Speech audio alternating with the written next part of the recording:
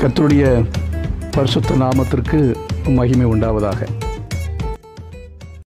வாசிக்கலாம். ஏசாயா தீர்க்கதரிசியின் புத்தகம் 32 அதிகாரம் 16வது வசனம். வனாந்தரத்திலே நியாயம் வாசமாயிருக்கும், செழிப்பான வயல்களிலே நீதி தங்கி தரிக்கும்.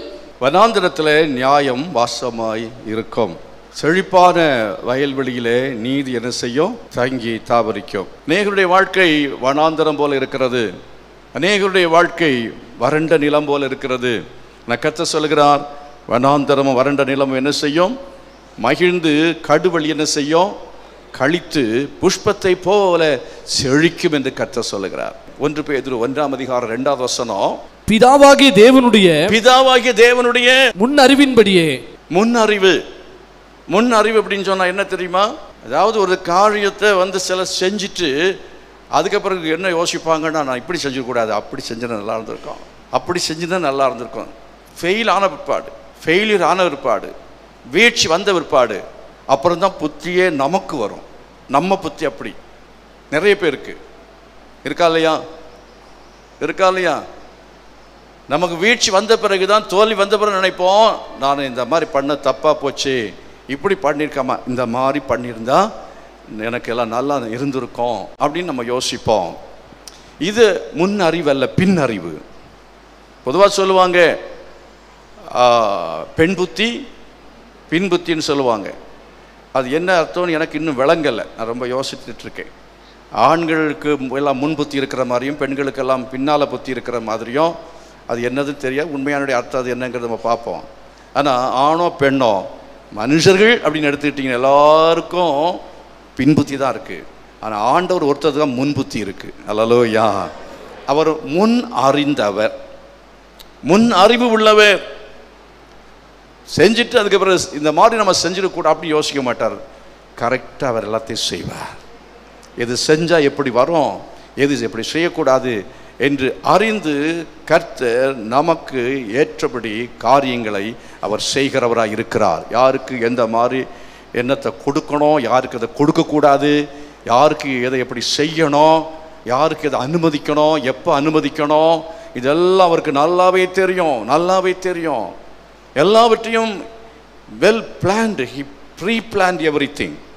எல்லாவற்றையும் அவர் முன் தீர்மானித்து முன்னாலே திட்டமிட்டு விடுகிறார். எல்லாத்தையும் ஆரம்பிச்சுட்டு அதுக்கு பிறகு திட்டமிட்டு செய்கிறதான செயலை என்ன செய்வோம்? கட்டிடத்தை கட்ட ஆரம்பித்த பிறகு திட்டம் போட்டால் அப்போ இடிக்க வேண்டியிருக்கும். பல பகுதிகளை இடிக்க வேண்டியிருக்கும், இடிச்சு கட்ட வேண்டியிருக்கும். நல்ல திட்டமிட்டால், திட்டமிட்டு கட்டின வீடு குடி போன பிறகு பர்ஃபெக்டாக இருக்கும், ரொம்ப நல்லா இருக்கும். பரவாயில்ல, எது எங்கே இருக்கணுமோ அதையெல்லாம் சரியாக செஞ்சுருக்கேன் அப்படின்னு திருப்தியாக இருக்கும். சில சமயத்தில் எது எங்கே இருக்கணுமோ அங்கே இருக்காது, எங்கே இருக்க வேண்டாத இடத்துல அது இருக்கும். திரும்ப அதை மாற்றம் பண்ணவே முடியாது. நம்முடைய ஆண்டவர் எப்படிப்பட்டவர் தெரியுமா? நம்முடைய ஆண்டவர் முன் அறிவின் படியே. அல்லேலூயா. the foreknowledge. எவ்வளோ அப்படி அந்த முன் அறிவை பாருங்க, இவ்வளோ ஆச்சரியமாக இருக்குது. ஆண்டவர் நமக்கு இந்த மூக்கை இந்த பக்கத்தில் மேல் நோக்கி வச்சுருந்தான். கொஞ்சம் யோசனை படிப்பார், கற்பனை படிப்பாருங்க. என்னுடைய மூக்கு இங்கே இருக்கிற எத்தனை பேருக்கு பிடிச்சிருக்கு? மூக்கு இங்கே இருக்குது, பரவாயில்ல. இந்த மூக்கு இல்லாமல் இருந்தால் எப்படி? கொஞ்சம் யோசனை பண்ணி பாருங்கள். இந்த மூக்கை இல்லாமல் இருந்தால் எப்படி இருக்கும்? யோசனை பண்ணி பாருங்கள், கற்பனை பண்ணிப்பா. எப்படி இருப்பீங்க?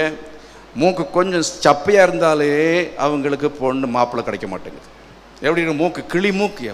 பொண்ணு எப்படி இருக்குது? மூக்கு மொழியும் ரொம்ப நல்லா இருக்குது, மூக்கும் மொழியும் ரொம்ப நல்லா இருக்குது. அப்படின்னா மூக்கு கிளி மூக்கு மாதிரி இருக்கான். மொழி அப்படிங்கிற சமயத்தில் அவள் கண்ணு நல்லா இருக்குது, பார்வை நன்றாக இருக்கிறது அப்படின்னு சொல்லி. இதுக்கு காரணம் யார்? கர்த்தர். அல்லேலூயா. இதில் கொஞ்சம் சப்பையாக இருந்துச்சு, கொஞ்சம் இதாக, அதெல்லாம் ஒன்றும் பிரச்சனை இல்லை. அவங்க ஃபேஸுக்கு தக்கபடி. சிலருடைய ஃபேஸில் அது நீளமுக்காக இருந்தால் தான் நல்லாயிருக்கும், சிலருக்கு கொஞ்சம் சப்பமுக்காக இருந்தால் நல்லா இருக்கும். அந்த ஃபேஸ் ரவுண்டாக இருந்தால் அதுக்கு தக்கபடி, ஹைட்டுக்கு தக்கபடி, ஒவ்வொன்றும் தக்கபடி கர்த்தர் நல்லா பிளான் பண்ணி வச்சுருக்கார். நீங்கள் அப்புறம் எல்லாம் பிளான் பண்ணாதங்க. இனி இதை மூக்கை கொஞ்சம் மாற்றிடலாம், சில முடியை கொஞ்சம் மாற்றிடலாம், பல்லை கொஞ்சம் மாற்றிடலாம் அப்படின்னெல்லாம் கொஞ்சம் சிலது கொஞ்சம் வேணுமானா நீங்கள் மாற்றி இங்கே கர்த்தர்கிட்ட கேட்டால் அவர் அனுமதி கொடுப்பார். அது அவருடைய தப்பு இல்லை. நம்ம மிஸ்டேக்குனால் வந்ததாக இருக்கும். வயிற்றில் குழந்தை இருக்கும் பொழுதே எப்படி எப்படி இருக்கணுமோ அப்படி சில காரியங்களை செய்ய வேண்டியிருக்கு. என்ன உணவு பழக்கங்கள், பல காரியங்கள் இதெல்லாம் சரியாக இருந்ததுன்னு சொன்னால் பிறக்கும் போதே குழந்தை எல்லாமே நல்லா இருக்கும். அதில் வர தவறுகள்னால சில கோளாறுகள் வரும். ஆண்டவர் எல்லாம் கம்ப்யூட்டரைஸ் பண்ணி ஒரு மிஷினை வச்சு தான் அது பாட்டுக்கு ஓடுது பாருங்கள். அங்கே ஆள் கூட தேவையில்லை. கரெக்டாக ஸ்பீடாக அது வேலையை செய்து வேலையை முடிக்கிற மாதிரி எவ்ரி திங் இஸ் கம்ப்யூட்டரைஸ்ட். நம்முடைய சரீரத்தில் சிஸ்டத்தை வச்சு அது வேலை செய்யுது, அவ்வளோதான். பிறப்பு என்கிற ஒரு சிஸ்டத்தை கர்த்தர் வச்சுருக்கார், இறப்பு என்கிற ஒரு சிஸ்டத்தை வச்சுருக்கார். அப்படி ஒவ்வொன்றும் ஒரு சிஸ்டத்தை வச்சு அது அப்படியே என்ன செய்கிறது, அது ரன் ஆகிறது. இதில் நம்ம மனுஷர்கள் போய் நம்ம மூளையை போட்டு எதையா குழப்பினோன்னா அப்போ தான் தகராறே வர ஆரம்பிக்கிறது. நம்முடைய ஆண்டவர் எல்லாவற்றையும் அருமையாக செஞ்சு வச்சுருக்கார். நான் கொஞ்சம் முன்னாடி சொன்ன மாதிரி மூக்காக இருந்தாலும் சரி, செவியாக இருந்தாலும் சரி, நம்முடைய உடலாக இருந்தாலும் சரி, நேர்த்தியாக எல்லாவற்றையும் செய்து வைத்திருக்கிற நம்முடைய கர்த்தர், அவருக்கு எல்லாமே தெரியும். ஹல்லேலூயா. எல்லாவற்றையும் அறிந்திருக்கிற தேவன், அவர் எல்லாவற்றையும் திட்டமிட்டு செய்கிற கர்த்தர், சர்வ ஞானமுள்ள தேவன் நமக்குள்ளே ஆளுகை செய்கிறார். அவர் நமக்குள்ளே வந்துட்டார்னா எவ்வளோ நல்லா இருக்கும். அவருக்கு நம்முடைய வாழ்க்கையை கொடுத்து ஒப்பு கொடுத்து நம்ம அவர் ஆளுகை செய்யுங்கப்பா. ஃபாதர் பாடுறாரு பாருங்க, ஆளுகை செய்யும் ஆவியானவரே. நம்ம பாடுற ஆளுகை செய்யும் ஆவியானவரே அப்படின்னு சொல்லிக்கிட்டு நம்ம செல்ஃபோனை நோண்டிகிட்டே இருப்போம். ஆளுகை செய்யும் ஆவியானவரேன்னு சொல்லிட்டு நம்ம என்ன செய்வோம், சிக்கன் கடையை நினச்சிட்டு இருப்போம். ஆளுகை செய்யும் ஆவியானவரேன்னு சொல்லிட்டு மீன் மார்க்கெட்டில் நின்றுட்டு இருப்போம், இங்கே தான் இருப்போம். ஆளுகை செய்யும் வாய் அசையவே அசையாது, வாய் அசை கையை மட்டும் அசைச்சிட்டு இருப்பாங்க. எல்லாம் பாடு ஆளுகை செய்யும் ஆவியானவரே. இவன் எங்கேயோ சுற்றிட்டு இருப்பான். இவன் ஊர் உலகமெல்லாம் என்ன செய்வான், ஆளுகை உங்களுடைய உள்ளம் ஆண்டு கொண்டிருக்கோம். உங்களுடைய உள்ளம் என்ன செய்ய வேண்டும், அது கட்டுப்பாட்டுக்குள் இருக்க வேண்டும், ஆவியானவருடைய கட்டுப்பாட்டுக்குள் இருக்க வேண்டும். It must be under the control of the Holy Spirit. பரிசுத்த ஆவியானுடைய கட்டுப்பாட்டுக்குள்ளே உங்கள் இருதயம் இருக்கணும், உங்கள் கட்டுப்பாட்டுக்குள்ளே உங்கள் சரீரம் இருக்கணும். அல்லேலூயா. அதாவது நீதியின் ஆவியின் சிந்தை நீதியும் சமாதானமுமாம் என்று சொல்லி இருக்கிறது. ஆவியின் சிந்தை, நம்முடைய சிந்தையை நாம் கட்டுப்பாடாக வைத்திருந்தோம்னா சமாதானமும் நீதியும் நம்முடைய உள்ளத்தில் நிரந்தரமாக குடியிருக்கும். நம்முடைய உள்ளத்தில் நீதியும் சமாதானம் என்ன செய்யணும், குடியிருக்கணும். விரும்புகிறீங்களா? எத்தனை பேர் விரும்புகிறீங்க? என் உள்ளத்தில் நீதி குடியிருக்கணும் ஆண்டவரே, என் உள்ளத்தில் சமாதானம் என்ன செய்ய வேண்டும், குடியிருக்க வேண்டும் என்று சொல்லி தேவனுடைய சமூகத்தில் நாம் விரும்ப வேண்டும். அல்லேலூயா. நீதியும் சமாதானமும் உங்கள் இருதயத்தில் பாவம் ஆளுகை செய்யும் பொழுது அந்த நீதியும் போயிடும், சமாதானமும் அது போய்விடுகிறது. வசனத்தை பாருங்க, இதோ ராஜா நீதியாக என்ன செய்வார், அரசாளுவார், பிரபுக்களும் நியாயமாக துரைத்தனம் பண்ணுவார்கள். அவர் நமக்குள்ள ஆட்சி செய்யும் பொழுது, அவர் நம்முடைய குடும்பத்தில் ஆட்சி செய்யும் பொழுது எல்லாம் நியாயமாக நடக்கும். குடும்ப தலைவர் அவர் நல்ல அருமையாக காரியங்களை செய்வார், புத்தியாக காரியங்களை செய்வார், அருமையாக காரியங்களை செய்வார். அவருடைய குடும்பம் கர்த்தருடைய ஞானத்தால் நிரம்பி இருக்கும். அவருடைய வாழ்க்கை கர்த்தருடைய ஞானத்தால் நிரம்பி இருக்கும். ஐயோ, இதை நான் இப்படி செஞ்சிருக்க கூடாது, என் வாழ்க்கையெல்லாம் வீணாக்கி போட்டேன்னு. சில காரியங்களை செஞ்சு சரி பண்ணிக்கலாம், சிலதை சரி பண்ணவே முடியாது. அப்படிப்பட்டதான நம்முடைய வாழ்க்கையை இழந்து போகக்கூடிய தவறான காரியங்களை நம்ம செய்வதுக்கு காரணம் என்ன தெரியுமா, நம்ம ரொம்ப ஞானியாக மாறிடுறோம். சில காரியங்கள் நமக்கு ஞானமாய் தெரியும், கர்த்தருடைய காரியங்கள் நமக்கு பைத்தியமாக தெரியும். கர்த்தர் சொல்கிற காரியத்தை நம்ம பைத்தியமாய் நினைக்கவே கூடாது. அவர் பல காரியங்கள் ஆலோசனைகள் நமக்கு சொல்லுவார். சொல்லும்போது நமக்கு அது முட்டாள்தனமாக தெரியலாம், பிடிக்காம கூட இருக்கலாம். ஆனால் அதை அப்படியே செய்யணும், அப்படியே செய்யணும். அப்படியே நம்ம செய்வோம் என்று சொன்னால் நம்முடைய வாழ்க்கையில் வனாந்தரம் இருக்கவே இருக்காது, நம்முடைய வாழ்க்கையில் அநீதி இருக்கவே இருக்காது, நம்முடைய வாழ்க்கையில் அசுத்தம் இருக்கவே இருக்காது. நம்முடைய வாழ்க்கை அது செழிப்பாக இருக்கும், சமாதானம் நிறைந்ததாக இருக்கும், சந்தோஷம் நிறைந்ததாக இருக்கும், அது ஆசீர்வாதமாக இருக்க. எத்தனை பேர் விசுவாசிக்கிறீங்க? கரங்களை கொட்டி கர்த்தரை மகிமைப்படுத்தும். ஹல்லேலூயா. அது மாத்திரமல்ல, 3வது வசனத்தில் நீங்கள் வாசிக்கிறீங்க, அப்பொழுது காண்கிறவருடைய கண்கள் மங்கலாய் இராது, கேட்கிறவருடைய செவிகள் கவனித்தே இருக்கும். வசனத்தை வாசிக்கிறதுக்கு நம்முடைய கண்கள் என்ன செய்யணும், திறந்தே இருக்க வேண்டும். தேவனுடைய வசனத்தை வாசிக்க நம்முடைய கண்கள் திறந்தே இருக்க வேண்டும். அன்பை நம்முடைய கண்கள் காணும், விசுவாசத்தை நம்முடைய கண்கள் காணும், பரிசுத்தத்தை நம்ம கண்கள் காணும். வேதத்தில் எதை நம்முடைய கண்கள் காண்கிறது? வேதத்தில் நம்முடைய கண்கள் பார்க்கிறவைகள் எவைகளை பார்க்கிறது? அநேகருடைய கண்கள் பார்ப்பதெல்லாம் என்ன அப்படின்னு பார்த்தீங்கன்னா, அதாவது இந்த சர்வ பிரகாரத்துக்கு ஏதுவான காரியங்கள், அவைகளைத்தான் நம்முடைய கண்கள் காண்கிறது. ஆனால் ஆழமாக பரலோகத்துக்குரிய காரியத்தை நம்ம கண்கள் காணணும். நம்முடைய ஆவிக்குரிய ஜீவியத்துக்கு தேவையான காரியங்கள் நம்முடைய கண்கள் என்ன செய்யணும்? காண வேண்டும், பார்க்க வேண்டும். அப்படிப்பட்ட ஒரு தூர பார்வையை கர்த்தர் நம்ம எல்லாருக்கும் தருவாராக.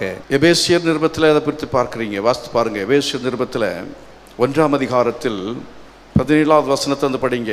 நம்முடைய கர்த்தராகிய இயேசு கிறிஸ்துவின் தேவனும், அதுலயே 1000 அர்த்தம் இருக்கு.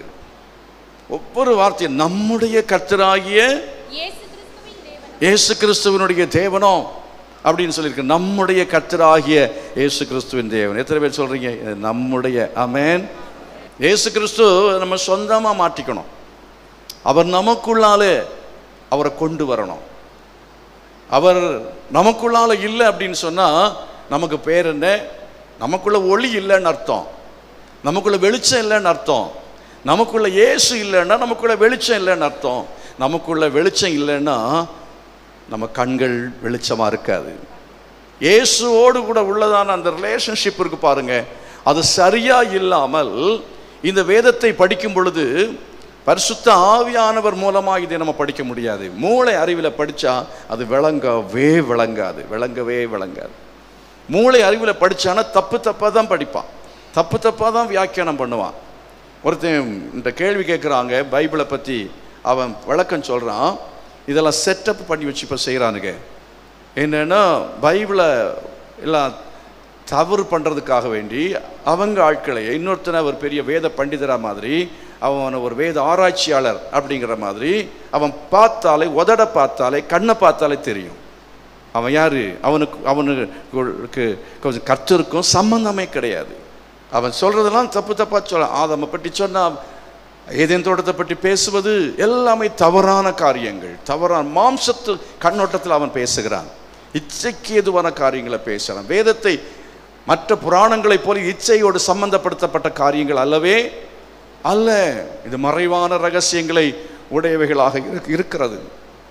ஆகவே கர்த்தரோடு எந்த அளவுக்கு நமக்கு உறவு இருக்கிறதோ அதன் அடிப்படையில் தான் வேதத்தினுடைய மகத்துவங்களை நம்முடைய கண்கள் என்ன செய்ய முடியும்? அறிந்து கொள்ள முடியும். இந்த வசனம் நம்முடைய கர்த்தராகிய இயேசு கிறிஸ்துவின் தேவனும் மகிமையின் பிதாவுமானவர் தம்மை நீங்கள் அறிந்து கொள்வதற்கான ஞானத்தையும் தெளிவையும் அளிக்கிற ஆவியை உங்களுக்கு தந்தரல வேண்டும் என்று நான் வேண்டிக் கொள்கிறேன். தெளிவு, ஞானம் பிளஸ் தெளிவு. ஞானம் இருந்தால் ரொம்ப தெளிவாக இருப்போம்.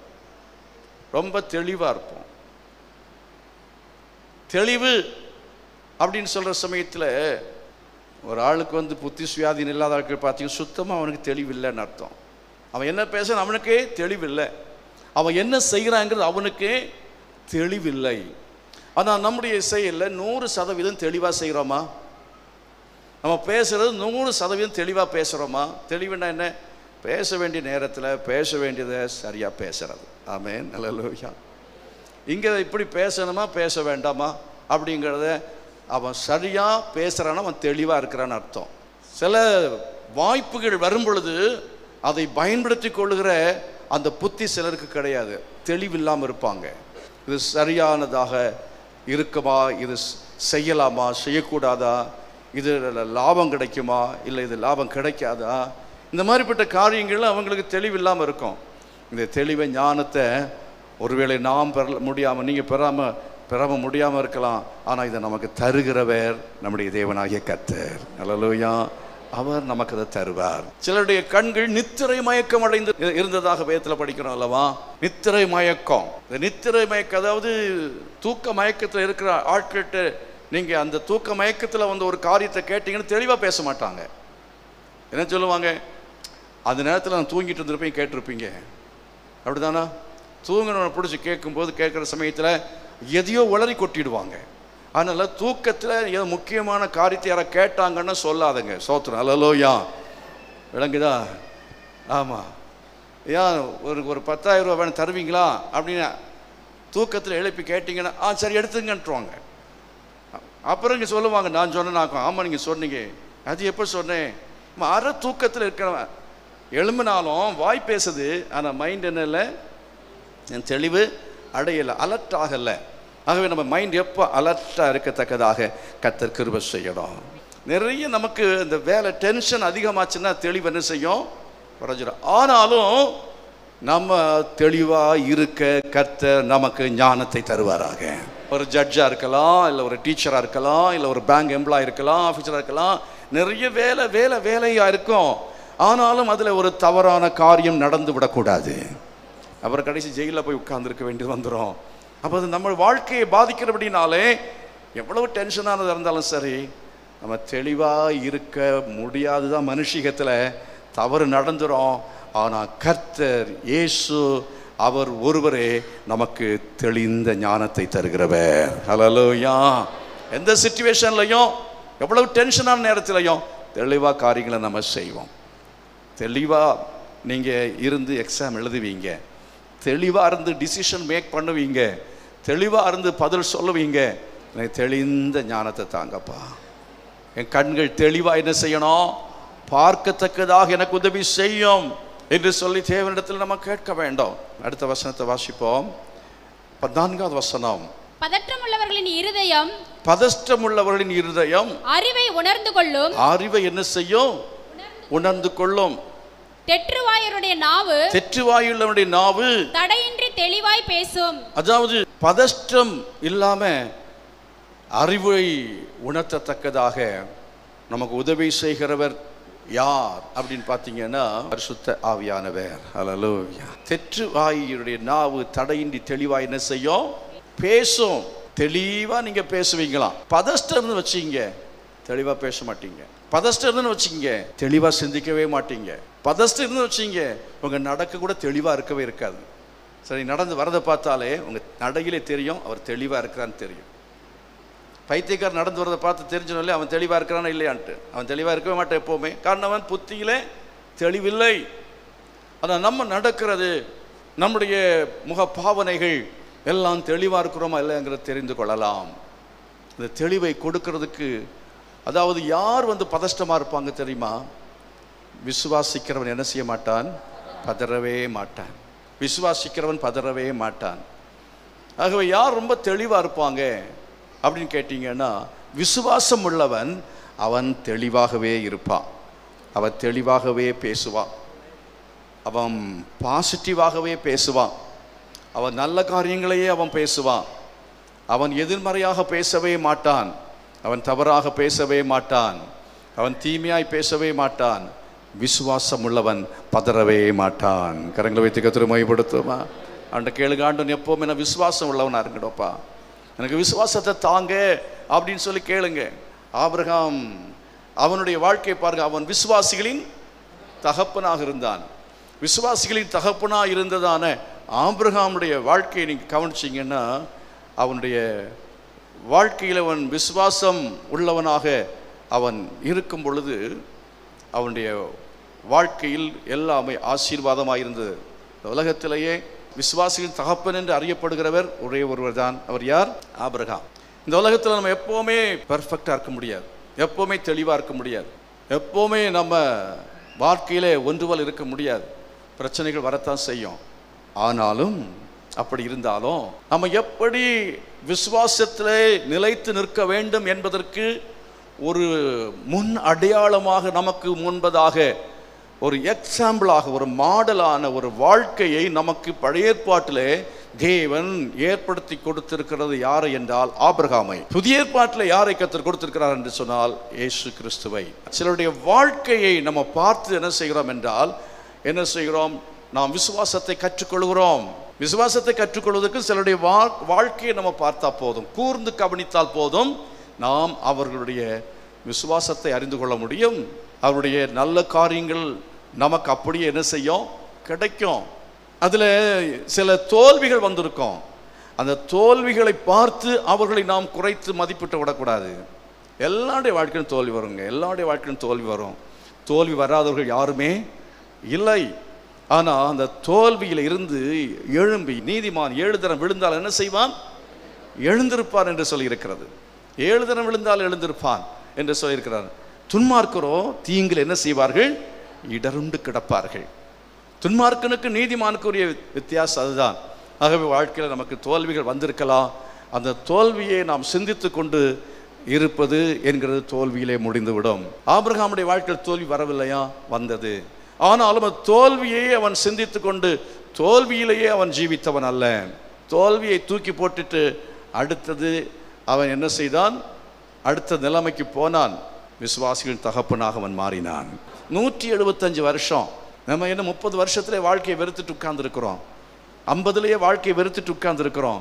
அவன் 175 long years he was living. 175 நீண்ட காலம் அவன் வாழ்ந்தான். போதும் கர்த்தாவே அப்படின்னு அவன் சொல்லவே இல்லை. அவன் இன்னும் கொஞ்ச காலம் கொடுத்திருந்தா வாழ்ந்திருப்பான். அவன் எப்படியெல்லாம் வாழ்ந்தான்ங்கிறதை பற்றி வேதம் நமக்கு என்ன செய்கிறது, சாட்சியிடுகிறது. அருமையானவர்களே, அப்படிப்பட்ட ஒரு வாழ்க்கையை கர்த்தர் நமக்கு தருவாராக. அல்லேலூயா. எத்தனை வருஷம் வாழ்ந்தாலும் சரி, ஆண்டவரே என் வாழ்க்கையில் வருகிற ஏற்ற தாழ்வுகள் இவைகள் எல்லாவற்றின் மத்தியில் காரியங்களை கற்றுக்கொண்டு அவைகளிலிருந்து கர்த்தாவே அவைகளிலே நான் அப்படியே வீழ்ந்து கிடக்காமல் நான் எழும்பி ஒரு ஜெயமுள்ள வாழ்க்கை வாழ எனக்கு உதவி செய்வீராக. ஆபிரகாம் அழைத்த தேவன் உங்களையும் அழைத்திருக்கிறார், என்னையும் அழைத்திருக்கிறார். ஆபிரகாமின் தேவன் உங்கள் தேவன், என்னுடைய தேவன். அழைத்த தெய்வம் உண்மை உள்ளவர், அவர் அப்படியே செய்வார். ஆண்டவர் நம்ம அப்படியே விட்டு விடுகிற தெய்வம் அல்லவே அல்ல. ஒரு சின்ன தவறோ பெரிய தவறோ எது இருந்தாலும் சரி, நம்முடைய வாழ்க்கையில் வரும் பொழுது நம்மை ஆண்டவர் நேசிக்கிறார். பாதியில நம்மை கைவிட்டு விடுகிற தெய்வம் அல்ல, கடைசி வரை நம்மை நடத்தி செல்கிற கர்த்தராக இருக்கிறார். அவர் ஆபிரகாமுக்கு என்ன வாக்கு பண்ணினார், கானானை வாக்கு பண்ணினார். அந்த கானானை அவன் சுதந்தரித்துக் கொள்ளும்படியாக அவனுக்கு கர்த்தர் தேவையான விசுவாசத்தை கொடுத்திருந்தார். இந்த கானானை சுதந்தரிக்கணும்னா, இந்த அமைதியை சுதந்தரிக்கணும்னா, சாந்தத்தை சுதந்தரிக்கணும்னு சொன்னா, பரிசுத்தத்தை சுதந்தரிக்கணும்னு சொன்னா, அன்பை சுதந்தரிக்க வேண்டும் என்று சொன்னால், ஆசீர்வாதங்களை சுதந்தரிக்க வேண்டும் என்று சொன்னால், பதஷ்டம் அடைய வேண்டாம், அவசரப்பட வேண்டாம், அவசரப்பட வேண்டாம். நேகர் அவசரம் அவசரம் அவசரம். சர்ச்சுக்கு வந்த உடனே ஆண்டவர் என்ன செஞ்சிடணும், என்னை ஆசீர்வதித்து விடணும், என் வியாதியெல்லாம் சுகமாக்கிடணும். நம்ம அநேகர் நினைக்கலாம், எனக்கு மட்டும் ஏன் இந்த கஷ்டம் வருகிறது, கஷ்டம் வந்தோடனே ஆண்டவர்கிட்ட ஓடி போயிடுவோம். ஆனால் ஒன்றை நம்ம விளங்கிக் கொள்வோம், கஷ்டம் யாருக்கு வருகிறதோ அவர்கள் விசேஷமான அழைப்பை பெற்றவர்கள். எதுக்காக கர்த்தர் அவர்கள் அழைக்கிறாருன்னா, ஜீவ கிரீடத்தை அவர்கள் கர்த்தர் வைத்திருக்கிறார். ஆண்டவர்கள் ஊழியத்துக்கு அழைச்சிருக்கிறாரா, அந்த அழைப்பை பெற்ற உங்களுக்கு வாடாத கிரீடத்தை வைத்திருக்கிறார். ஆண்டவர் உங்களை ரட்சிப்பை கொடுத்து உங்களை நீதி செய்யும்படி அழைத்திருக்கிறாரா, அந்த அழைப்பை நீங்கள் நிறைவேற்றுகிற சமயத்தில் கர்த்தர் உங்களுக்கு பரலோகத்தில் நீதியின் கிரீடத்தை அவர் தருவார், பரலோகத்தை உங்களுக்கு தருவார். கர்த்தர் ஆபிரகாமுக்கு வாக்குத்தத்தம் பண்ணது போல பாலும் தேனும் ஓடுகிற அந்த தேசத்தை உங்களுக்கு கொடுக்க போகிறார். அப்படிப்பட்ட ஒரு அனுபவத்தை உங்களுக்கு கொடுக்க போகிறார். சொல்லுங்க, நான் ஒரு காலம் நான் இடறி விழுவதில்லை, ஒரு காலம் நான் வீழ்ச்சி அடைவதில்லை, ஒரு காலம் நான் தோற்று போகிறதில்லை, ஒரு காலம் நான் தரித்திரம் அடைந்து போகிறதில்லை. கர்த்தர் என்னை ஆசீர்வதிப்பார், கர்த்தர் என்னை உயர்த்துவார், கர்த்தர் என் குடும்பத்தை அவர் கைவிடவே மாட்டார். கர்த்தர் அன்றைக்கும் இன்றைக்கும் என்றைக்கும் நமக்கு ஒவ்வொருவருக்கும் சொல்லுகிற அவருடைய வார்த்தை, பயப்படாதிருங்கள். பயப்படும் காரியங்கள் வரும், பயப்படும் சூழ்நிலைகள் வரும். அந்த நேரத்தில் தான் நமக்கு என்ன தேவை, விசுவாசம் தேவை. இயேசு உங்கள் உள்ளத்தில் என்ன செய்யட்டும், வாழட்டும். கண்கள் என்ன செய்யட்டும், தெளிவடையட்டும். உங்கள் இருதயம் விசுவாசத்தால் உறுதிப்படட்டும். கர்த்தர் உங்களையும் என்னையும் ஆசீர்வதிப்பார். கரங்களை கொட்டி கர்த்தர் மகிமைப்படுத்தும். ஹல்லேலூயா. பிரியமானவர்களே, நீங்கள் கேட்ட செய்தி உங்களுக்கு ஆசீர்வாதமாக இருந்திருக்கும் என்று நம்புகிறேன். இப்பொழுது நான் ஜெபிக்க விரும்புகிறேன். ஜெபிப்போமா? நல்ல பிதாவே, இந்த நேரத்திலும் இந்த செய்தியை கேட்ட ஒவ்வொரு மகனையும் ஒவ்வொரு மகளையும் நீர் ஆசீர்வதித்தரல வேண்டும் என்று ஜெபிக்கிறேன். ஒவ்வொருவருக்கும் நீர் உம்முடைய சமாதானத்தை கட்டளையிடுவீராக. ஒவ்வொருடைய குடும்பத்திலும் தேவைகளை நீர் அறிந்திருக்கிறவர். எல்லா தேவைகளையும் சந்திக்கும்படி ஜெபிக்கிறேன். குழந்தை பாக்கியம் இல்லாத மக்களுக்காக ஜெபிக்கிறேன். பலவிதமான துன்பங்களிலும் துயரங்களிலும் வேதனையிலும் கஷ்டங்களிலும் இருக்கிற ஒவ்வொருடைய வாழ்க்கையிலையும் கர்த்தர் அற்புதங்களை செய்வீராக. விடுதலையை நீர் கட்டளையிடும். பாவ கட்டுகளிலிருந்து விடுவிக்கும்படியாய் ஜெபிக்கிறேன். சாப கட்டுகளிலிருந்து நீர் விடுவிக்கும்படியாய் ஜெபிக்கிறேன். குடும்பங்களிலே திருமணமாகாத மக்களுக்காக ஜெபிக்கிறேன். திருமணங்கள் நடைபெற கர்த்தர் கிருபை செய்ய வேண்டும் என்று கேட்கிறேன். தீராத கொடிய வியாதிகள் இப்பொழுதே சுகமடைவதாக. இயேசுவின் நாமத்தினாலே சகலவிதமான பெல்லிசூனிய கட்டுகளும் சகலவிதமான போராட்டங்களும் குடும்பங்களை விட்டு நீங்கும்படியாய் ஜெபிக்கிறேன். இயேசுவின் நாமத்தில் குடி வெறியில் இருக்கிற மக்கள் அவைகள் எல்லாவற்றிலிருந்தும் இப்பொழுதே விடுவிக்கப்படுவார்களாக என்று சொல்லி ஜெபிக்கிறேன். கர்த்தர் தாமே ஒவ்வொரு மகனையும் ஆசீர்வதியும், ஒவ்வொரு மகளையும் கர்த்தர் ஆசீர்வதிக்க வேண்டும் என்று கேட்கிறேன். ஆசீர்வதித்தருளும். இயேசுவின் நாமத்தில் ஜெபிக்கிறேன் ஜீவனுள்ள நல்ல பிதாவே. ஆமேன், ஆமேன்.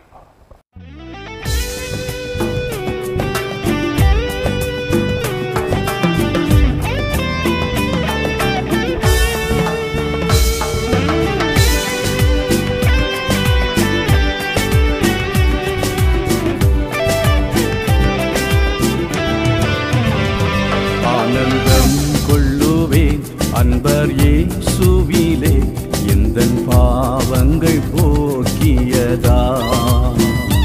அற்புத இயேசுவை என்றும் துதித்திடுவேன். எந்தன் ஜீவியம் மாற்றியதா.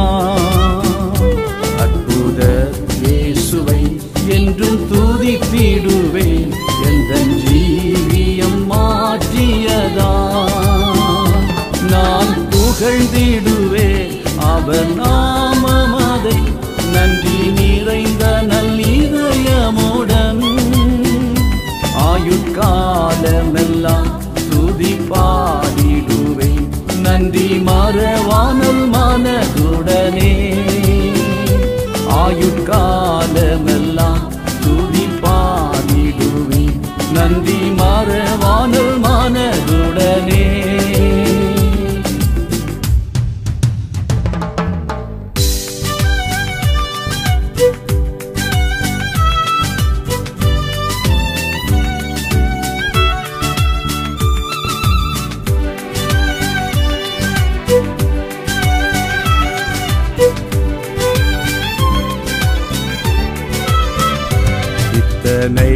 அற்புத நன்மைகள் செய்தவர் இன்னமும் எம்மை காத்திடுவார்.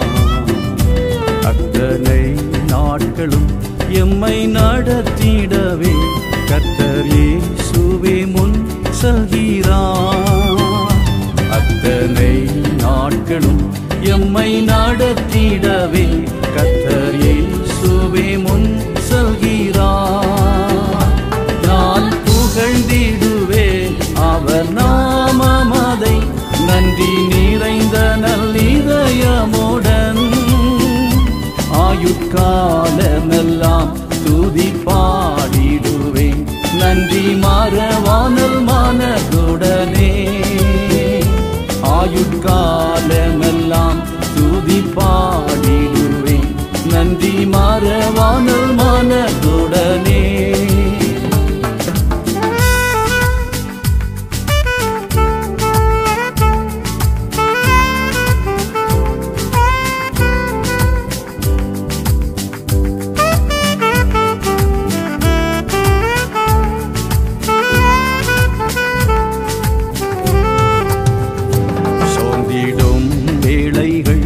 எம்மை தேற்றிடவே இந்தவர் தேவ ஆவியம்மில் நேர்ந்திடும் துன்ப துயரமாம் வேளைகளில் நேசர் கிருபைகள் அளித்திடுவார். நேர்ந்திடும் துன்ப துயரமாம் வேளைகளில் நேசர் கிருபைகள் அளித்திடுவார். நான் புகழ்ந்திடுவேன் அவர் நாமமதை நன்றி நிறைந்த நல்லிதயமுடன். ஆயுட்காலமெல்லாம் நன்றி மறவானல் மனதுடனே. ஆயுட்காலமெல்லாம் துதி பாடிடுவேன் நன்றி மறவானல் மனதுடனே.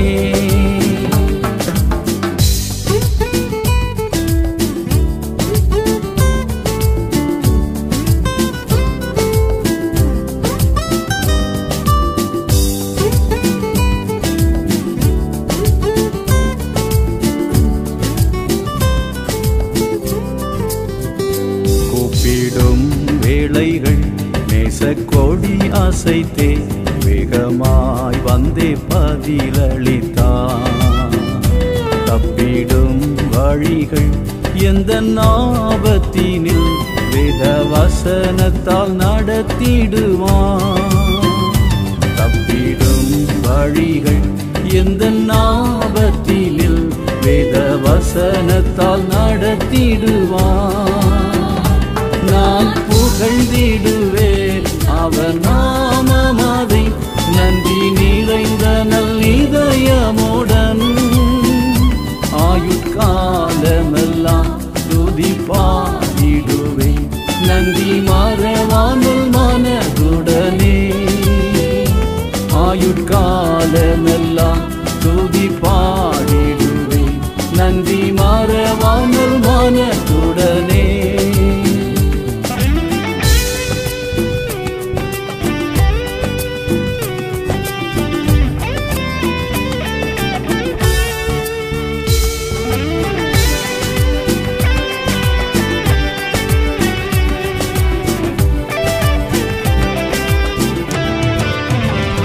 பற்பல சோதனை எம்மை சூழ்ந்திட்டதால் நற்பலன் வாழ்வில் பரிசுத்தமே.